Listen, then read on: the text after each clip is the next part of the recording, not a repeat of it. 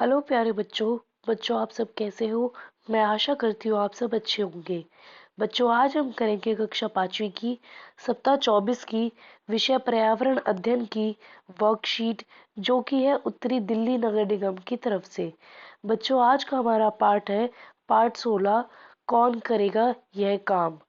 बच्चों, वीडियो शुरू करने से पहले आप हमारे चैनल को सब्सक्राइब करें, वीडियो को लाइक करें, कमेंट करें और शेयर करें। बच्चों, अब हम चलते हैं अपने आज के पहले प्रश्न पे। पहला प्रश्न है, सही विकल्प चुनें। का भाग है, आपके कक्षा कक्ष व विद्यालय की सफाई कौन करता है? पहला ऑप्शन है सफाई कर्मचारी, दूसरा है चौकीदार, तीसरा है डाकिया। बच्चों, साफ सफाई कौन करता है? बच्चों, साफ सफाई सफाई कर्मचारी करते हैं, तो इसका उत्तर है ए, सफाई कर्मचारी। अब हमारा दूसरा प्रश्न है, विभिन्न कार्यों में हमारी सहायता कौन करते हैं? पहला ऑप्शन है हमारे सहायक, दूसरा आकाश, तीसरा शेर। बच्चों, आप सब जानते हो हमारी सहायता हमारे सहायक करते हैं, तो इसका उत्तर है ए, हमारे सहायक। अब हम आते हैं अपने तीसरे प्रश्न पे। तीसरा प्रश्न है, साबरमती आश्रम किस राज्य में है? पहला गुजरात, दूसरा दिल्ली, तीसरा केरल। बच्चों, आप सब जानते हैं कि साबरमती आश्रम गुजरात में है, तो इसका उत्तर हुआ पहला। अब हम चलते हैं अपने चौथे प्रश्न पे। भारत के संविधान निर्माण हेतु प्रारूप समिति के अध्यक्ष कौन थे? पहला है डॉक्टर भीमराव अंबेडकर, दूसरा है महात्मा गांधी, तीसरा है लाल बहादुर शास्त्री। बच्चों, इसका उत्तर है ए, डॉक्टर भीमराव अंबेडकर। बच्चों, अब हम चलते हैं अपने दूसरे प्रश्न पे। आज का हमारा दूसरा प्रश्न है, निम्नलिखित कथनों में से सही पर सही तथा गलत पर गलत का निशान लगाइए। बच्चों, इस प्रश्न में आपको सही व गलत निशान लगाने हैं। पहला है हमारा, कोई भी काम छोटा नहीं होता। बिल्कुल सही बच्चों, कोई भी काम छोटा नहीं होता। अब हमारा आता है दूसरा, स्कूल को साफ रखना केवल सफाई कर्मचारी की जिम्मेदारी है। गलत बच्चों, स्कूल को साफ रखना सफाई कर्मचारी की जिम्मेदारी नहीं, यह हर किसी की जिम्मेदारी होती है। तीसरा है, हमें दूसरों के कामों में मदद नहीं करनी चाहिए। गलत बच्चों, हमें हर किसी के काम में मदद करनी चाहिए। चौथा है, परिश्रम ही सफलता की कुंजी है। इसका उत्तर सही है, परिश्रम ही सफलता की कुंजी है। पांचवा है, साबरमती आश्रम में प्रत्येक व्यक्ति को सफाई संबंधी गतिविधियों में शामिल होना अनिवार्य था। इसका उत्तर भी सही है। छठा है, महात्मा गांधी और डॉक्टर भीमराव अंबेडकर दोनों ने भारत में अस्पृश्यता, छुआछूत का विरोध किया। बिल्कुल सही बच्चों, डॉक्टर भीमराव अंबेडकर तथा महात्मा गांधी ने छुआछूत का विरोध किया था। आखिरी है हमारा, हमारे देश में कचरा प्रबंधन एक बड़ी समस्या है। इसका उत्तर भी सही है, कचरा प्रबंधन हमारे देश की एक बहुत बड़ी समस्या है। निम्न चित्र में लोग विभिन्न प्रकार के कार्य कर रहे हैं। इन कार्यों को पहचानिए और लोगों द्वारा किए जा रहे 6 प्रकार के कार्यों को एक सूची बनाइए। बच्चों, आप सब देख सकते हो, इस चित्र में आपको एक औरत गाय का दूध निकालते हुए दिख रही है। इस चित्र में आपको एक महिला जो है दुकान पे है, जो सामान बेच रही है। तीसरे यहाँ पे देख सकते हो आप, कुछ लोग खेती कर रहे हैं। यहाँ पे देख सकते हो आप, यहाँ पे एक टीचर पढ़ा रही है स्कूल के अंदर। एक स्कूल के बाहर एक चौकीदार चौकीदारी कर रहा है। यहाँ पे आप सब देख सकते हो, यहाँ पे कचरा उठाने वाली गाड़ी आ रही है और एक गाड़ी चलाने वाले हैं। यहाँ पे भी आप देख सकते हो, ये गाड़ी चलाने वाले हैं। यहाँ पे एक पुलिस वाले हैं, ये नीचे से सीवर साफ करने वाले हैं। यहाँ पर लोग क्या कहते हैं, झाड़ू मार रहे हैं कोई, ठीक है। कोई यहाँ मकान बना रहा है, पेंट कर रहा है, कोई हलवाई का काम कर रहा है, कोई यहाँ पे ठेले पे सामान बेच रहा है। यहाँ पे सामान लेबर इधर से उधर सामान लेके जा रही है, कोई इस्त्री कर रहा है, कोई फिर यहाँ साफ सफाई कर रहा है, कोई यहाँ पे पेंटिंग कर रहा है। देखो बच्चों, उनमें से मैंने कोई 6 काम लिखे हैं। पहला सफाई करना, दूसरा गाड़ी चलाना, तीसरा दूध निकालना, चौथा मिठाई बनाना, पांचवा मकान बनाना, छठा पेंट करना और सातवां चौकीदारी करना। अब हम चलते हैं अपने चौथे प्रश्न पे। नीचे दिए गए चित्र को ध्यान से देखिए। हमारे शहर दिल्ली को साफ रखने में सफाई कर्मचारी की मुख्य भूमिका है। आप इनके सम्मान में कोई छोटी सी कविता, नारा या अनुच्छेद लिखिए। बच्चों, आप सब जानते हो कि सफाई कर्मचारी हमारे जीवन में कितने महत्वपूर्ण है।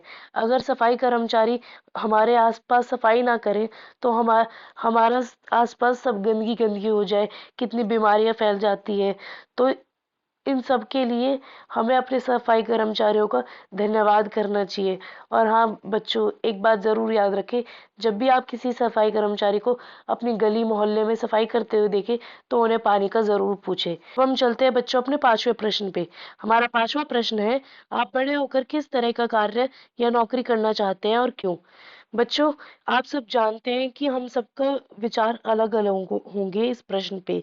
कोई बच्चा क्या पता डॉक्टर बनना चाहता हो, कोई पायलट बनना चाहता हो, कोई अपनी दुकान खोलना चाहता हो, कोई बिजनेस करना चाहता हो, कोई पुलिस वाला बनना चाहता हो, कोई फौजी बनना चाहता हो, कोई टीचर बनना चाहता हो, तो कोई देश की रक्षा करना चाहता है।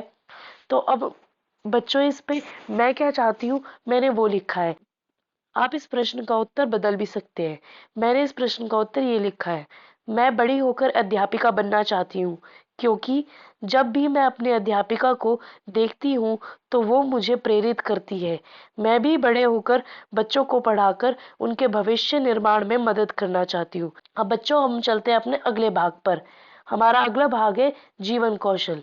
जीवन कौशल का आज का उपविषय है स्मार्ट या ग्रीन सिटी, परिवहन के साधनों में परिवर्तन। अब स्मार्ट ग्रीन सिटी, हरित शहर, वे शहर हैं जो सबसे टिकाऊ जीवन शैली प्रदान प्रोत्साहित करते हैं, जिनमें प्रदूषण मुक्त पर्यावरण, अच्छी गुणवत्ता वाले पानी, पुनः चक्रण कार्यक्रम, पार्क, नियोजित शहर और पर्यावरण अनुकूल गतिविधियां शामिल है। इसका अर्थ ये है बच्चों कि ग्रीन सिटी या स्मार्ट सिटी वो सिटी होती है जहां पर प्रदूषण मुक्त पर्यावरण हो, यानी कि जहां पॉल्यूशन बिल्कुल ना के बराबर हो, जहां अच्छी गुणवत्ता वाले पानी, यानी कि जहां साफ पानी मिलता हो, जहां पुनः चक्रण कार्यक्रम हो, यानी कि हर चीज को रिसाइकल कर सके ज्यादा से ज्यादा, जहां पार्क हो, जहां नियोजित शहर हो। नियोजित शहर का मतलब होता है जो सिस्टमैटिक तरीके से बटा हुआ शहर हो, जहाँ पर पर्यावरण अनुकूल गतिविधियां शामिल है। बच्चों, इसका मतलब ये है कि जो भी चीज या जो भी फैसला हो वो पर्यावरण को देख कर हो, पर्यावरण पर बहुत कम प्रभाव डालने और हमारे शहर को हरित और स्मार्ट सिटी परिवहन में परिवर्तन करने के लिए परिवहन के तरीकों को बदलने की जरूरत है, क्योंकि ये वायु प्रदूषण और ग्रीन हाउस गैस उत्सर्जन का सबसे बड़ा स्रोत है। शहर में हमें निम्न परिवहन के साधनों का प्रयोग करने की आवश्यकता है, जैसे कि सीएनजी वाहन, मेट्रो ट्रेनें, पैदल चलना, साइकिल चलाना, कार पूलिंग करना या सार्वजनिक परिवहन करना। बच्चों, अब हम समझते ही नहीं। बच्चों, सीएनजी वाहन का ज़्यादा से ज़्यादा इस्तेमाल करना चाहिए हमें, क्योंकि यह हमारे पर्यावरण के लिए अच्छा होता है। यह पेट्रोल का एक सब्स्टिट्यूट है, यानी कि पेट्रोल की जगह हम इसका इस्तेमाल कर सकते हैं और ये हमारे जो पर्यावरण संसाधन है उनको बचाए रखने में मदद करता है। दूसरा बच्चों, मेट्रो ट्रेनें।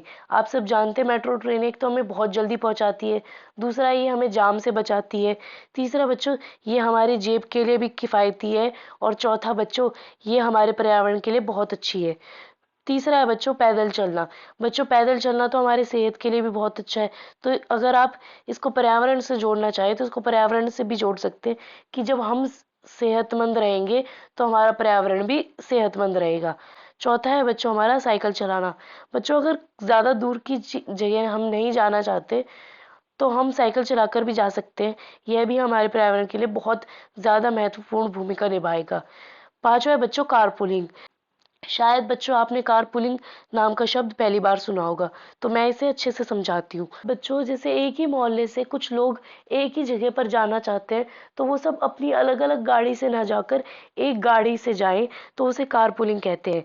छठा बच्चों, सार्वजनिक परिवहन होता है बच्चों, जैसे बस, ट्रेन, मेट्रो। तो बच्चों, अगर हम सार्वजनिक परिवहन का इस्तेमाल करेंगे तो उससे हमारे पर्यावरण संसाधन बचता है। अब हम चलते हैं आगे। विद्यार्थियों के लिए गतिविधियां। प्रश्न पहला, हमारे पर्यावरण की बेहतरी के लिए सही परिवहन का उपयोग करने के बारे में अपने परिवार और पड़ोस में कम से कम 2 लोगों को प्रोत्साहित करें। अब हमारी दूसरी गतिविधि है, अपने माता पिता और दादा दादी के साथ चर्चा करें कि दिल्ली में परिवहन वर्षों से कैसे विकसित हुआ है। बच्चों, आप सब जानते हो जब पहले हमारे दादा दादी थे उस समय सिर्फ बस और ट्रेन हुआ करती थी, वो भी सिर्फ जो गवर्नमेंट बस होती थी वो। अब आगे आप चलोगे, जब हमारे माता पिता का समय आएगा, प्राइवेट बस चलने लगी और कहीं कहीं जगह पर मेट्रो शुरू हुई, और अब आप देख सकते हो कि मेट्रो हर जगह है।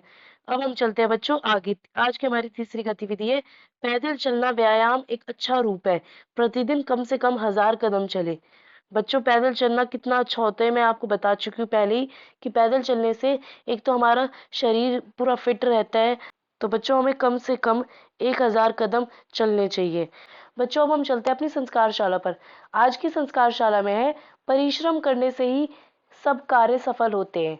अब हम चलते हैं खाने पीने पर। मूंगफली, रेवड़ी, गज्जक, गुड़पट्टी तथा तिलपट्टी इत्यादि का आहार में उपयोग करें। यह सब सर्दियों में शरीर के लिए बहुत अधिक लाभदायक होती है। अब हम चलते हैं आज की गतिविधि पर। गर्मी, सर्दी तथा बरसात के मौसम में पहने जाने वाले वस्त्रों के वर्गीकरण पर एक चार्ट बनाएं। आप इस कार्य में अपने अध्यापक तथा माता पिता की सहायता ले सकते हैं। जो आज की आपकी गतिविधि क्या है, मैं आपको वो समझाती हूँ। बच्चों, आज की आपकी गतिविधि में आपको एक ऐसे टेबल बनाना है। उस टेबल में आपको यहाँ पहले जैसे समर लिखना है, यानी कि गर्मियाँ लिखनी है। फिर आपको यहाँ विंटर लिखना है, यानी कि सर्दियाँ लिखनी है। फिर आपको रेनी लिखना है, यानी कि बरसात लिखना है। अब बच्चों, आपको यहाँ क्या करना है, आपको बच्चों यहाँ पर गर्मियों में क्या क्या कपड़े पहने जाते हैं उनकी एक लिस्ट बनानी है। फिर आपको सर्दियों में क्या क्या पहनते हो, जैसे स्वेटर, मफलर, उन सब की लिस्ट बनानी है। फिर आपको बच्चों बरसात में क्या क्या पहनते हो, जैसे रेनी कोट, छाता इस्तेमाल करते हो, उन सब की लिस्ट बनानी है। अब हम चलते हैं अपने खेल पर।